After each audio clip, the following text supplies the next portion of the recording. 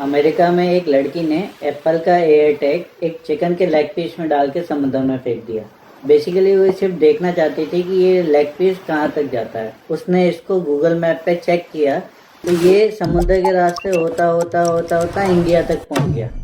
और इंडिया में आने के बाद में ये पहुंचा है इंडिया में राजस्थान के कोटा जिले में आके मेरे पास पहुंचा है और ये देख सकते हो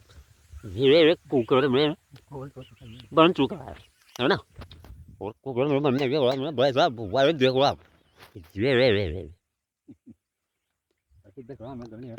देख लो आप राजस्थान की बात है देख लो ये ऊपर बाल्टी और ये धनिया ये लो और धनिया ये होता है धनिया धनिया के प्लॉट है भाई साहब प्लॉट तो पड़े हैं आज आज बिका में धनिया है इस बार होगा नहीं इस बार तो भाई साहब देख लो हेलो ये दोनों आराम कर रहे हैं टपरी में तो रुक वाले करते हैं हाँ ये टपरी हमारी ठीक है तो करो लाइक सब्सक्राइब यार क्या है करो फटाफट से पूरे करो हाँ मिलियन तो पता दो तभी तो है तभी तो मजा आएगा हाँ